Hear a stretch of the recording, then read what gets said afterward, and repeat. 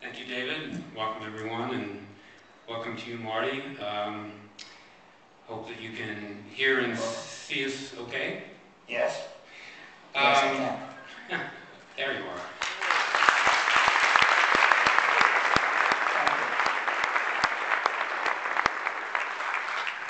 Well, it's a series of great clips that we just saw, and it reminded me that, of course, everyone is aware of your rather significant contribution to the world of filmmaking, but probably a lot of people are not aware that you were also an avid, decades-long film collector, beginning with, of course, thousands of films that you have on film and video and disc, but you actually embraced home media from the very beginning and started with Betamax and VHS, Laserdisc, and DVD, and now Blu-ray. And I was wondering if you could maybe start out and comment a little bit on how the change in the home video technology has affected your collecting sensibilities. Well, first of all, at this point, all the studios have really gone through a very, very strong change for the better, a transition in presenting films on video. In the old days, when there was, first of all, there was no dream of ever having a film at home, I guess the only way, being obsessed with films, the only way to sort of try to possess a film is to buy the poster if you could afford it at the time. Then eventually, the video cassette was created. This was a remarkable thing because you can actually have a collection, a collection of your favorite books, of the films that you like. Of course, the video cassette was very limited in its technical aspects, so that in a way you were glad at least to see it on video cassette. You could see it at home. Screens weren't as big then too, but it was the only alternative to trying to catch the film again at a repertory cinema. There were still repertory cinemas in the 70s in New York and Los Angeles and around the country, so you could probably get to see them. The problem with repertory cinemas at the time is that the prints were getting older. So what you saw, you see it on a big screen, but you may see excerpts from the shortened version of Once Upon a Time in the West, that sort of thing. Right. And the only thing available for the video cassette on that, I think, was a cropped version. But part of that, was a limitation in technology. But even on DVD, when DVD first came out, there was a sort of confusion with aspect ratio.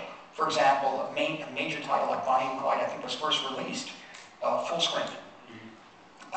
So I do think, you remember, I think that there were confusions with 185, which is a normal spherical widescreen, not anamorphic. And I thought they maybe considered releasing it full screen 133 was good enough, but I really don't think it was. And anyway, now the potential of the Blu-ray to replicate the original theatrical experience of seeing a film is, so far, this is the best format that I have. I've been through 40 years of this, so the quality, the higher resolution and the high definition mastering, and really the support now of the extraordinary teams at the studios behind these remasterings. Well, it's great. We haven't heard anyone ask us for full screen for a long time, and I think that that was a sea change that was long in coming. Speaking of the classic films on home media, from the beginning, at least with Laserdisc and DVD and now with Blu-ray, you've been a long-time proponent of presenting classic films to the home theater viewer, providing commentaries, producing documentaries. And can you talk a little bit about your own personal involvement in the, I would say, the upgrade in technical capabilities now for the home theater viewer? Well, the main idea has always been to have the viewer at home experience the best possible image and the sound quality. There were limitations on the old analog formats, as we know, VHS, DVD. The resolution of the image was lower, limited sound options, and I think as time has developed, the audience at home demands the best quality picture and sound. So this means, of course, taking care of the original elements, but Blu-ray now offers the ability to see the film as close as it was meant to be. It has a film grain texture, in a way, which is very, very important in replicating the theatrical experience. And I think it's impossible, obviously, to recreate completely the experience of watching a film in a movie theater. Yet, I really firmly believe that Blu-ray is as close as you're going to get to reliving that experience at home.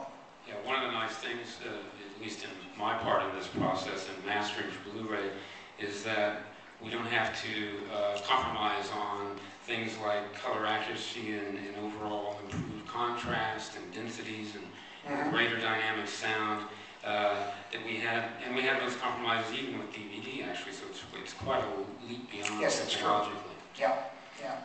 I mean, it's really interesting to see repressing on Blu-ray of a film that you have on DVD. There's a major difference, isn't it? It's with certain projectors too. With certain projectors in a sort of balanced home theater, you know, the image will come up, and you know, the logo will come on of the film, and in some cases it almost appears like 3D, depending on. It's almost 3D without glasses. It's the clarity is so strong and so all-encompassing in a way. It's interesting. All those years that we were mastering actually in high definition, but then down converting for standard def for DVD, we were always waiting for that time when people could see these films the way we were seeing them, because again of the submersion of the quality going from HD down to standard def.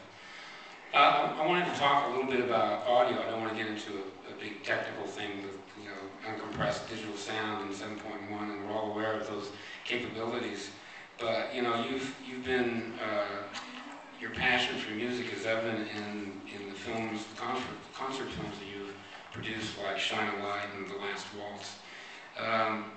But also there is a richness and importance in the soundtracks of your own narrative work, and I'm just curious, in terms of the future releases of older titles on Blu-ray, if you had any ideas in terms of what you're expecting there from older, more classic films.